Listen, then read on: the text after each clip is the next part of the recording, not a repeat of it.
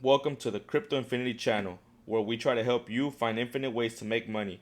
My name is Hector, and my goal is to help you reach financial freedom. Now, before we get started, go ahead and like this video and subscribe to this channel. Now, let's get started with your daily market update.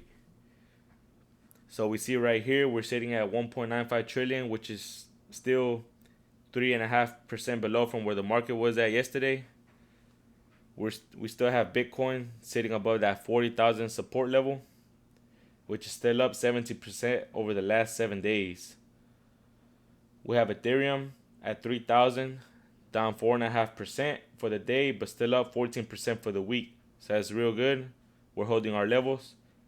We have XRP still sitting at above that 80-cent support, which is down 5.5% for the day, but still up 36% for the week. As you see here, almost the whole market is still in the green, so I'm feeling really bullish.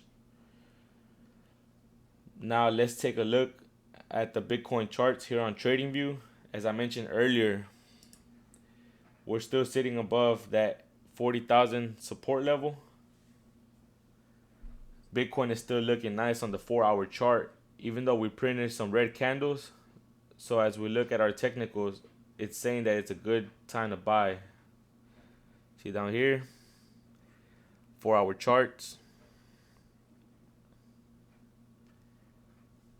Now onto the XRP chart. We have printed some red candles, but we're still sitting above that 80-cent support level. As long as we maintain these levels, I could see XRP taking off pretty soon, noting that everything else should move up as we experience the super crypto bull within the coming days. Our technicals are neutral on here, but I would still say buy, accumulate XRP right now that it's low. We're about to take a look at why I believe that Ripple and their XRP token could be heading for some upside soon. As it states right here on this article, Ripple stands to win the battle over the fair notice amid the SEC's backfire. The enforcement actions cited in the report do not actually support the SEC's argument in the first place, Ripple argued. Ripple has filed its cert reply regarding the SEC's motion to strike the fair notice affirmative defense to oppose the SEC's inappropriate request for the judicial notice and to address the SEC's misleading characterization of its prior enforcement actions. The SEC has previously asserted that Ripple's fair notice defense fails because prior to suing Ripple, the SEC had already brought more than 70 cases that subjected other digital assets to the application of the federal security laws. So that means 70 plus enforcement actions support Ripple, not the SEC.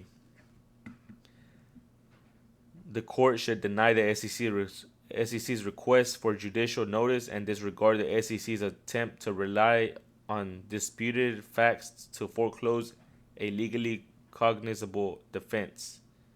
In conclusion, Ripple argues that the court may not properly take judicial notice of the Cornerstone report. The facts it contains are not disputed, and if the court were to consider the cases cited in the report, they support Ripple, not really the SEC. Now let's take a look at the inflation report that the government has recently released, causing a stir all the way from Wall Street all the way to Washington.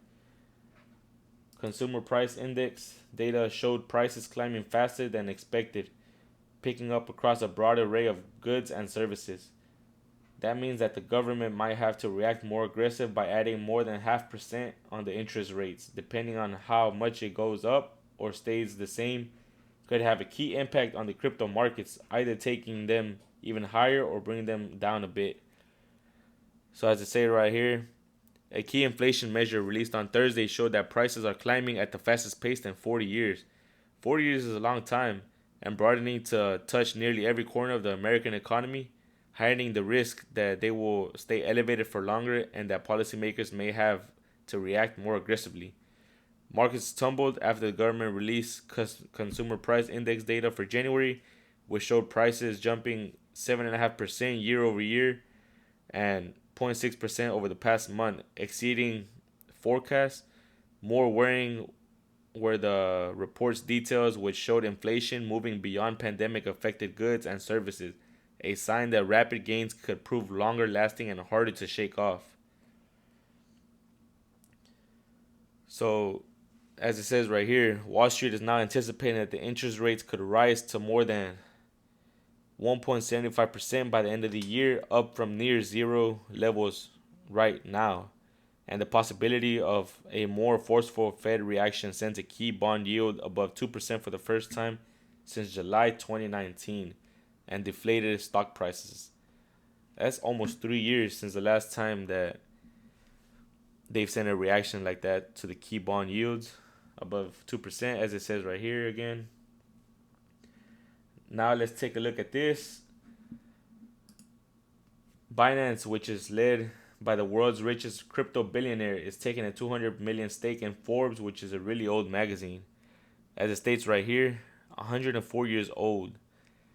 It's a magazine and digital publisher. The funds will help Forbes execute on his plan to merge with the publicly traded special purpose acquisition company in the first quarter, according to people with knowledge of the deal. Binance will replace half of the 400 million in commitments from institutional investors announced earlier, making it one of the top two biggest owners of Forbes after its listing. That would make Binance one of the top two biggest owners in Forbes. The move shows the increasing real-world influence of the crypto sector, which has been surging valuation and minted a new class of billionaires amid global interest in digital assets. Crypto companies have gone public, affixed their names to the sports arenas as Crypto.com Arena. You see FTX Arena as well in Miami, and flooded airways with celebrity endorsements. This is the sector's first big investment in a traditional U.S. media property. So as I said in a previous video, it's not too late to get into the crypto markets. Yeah, it's hitting more mainstream, so it won't take long until institutional investors start picking up more and more crypto. So it's not too late, guys. I mean, the earlier you are, the better. The more money we'll make, the more gains. So that is all that we have for the market update today. Thanks to each and every one of you. Remember, if you like the content, click the like and subscribe buttons. Thanks, and until next time.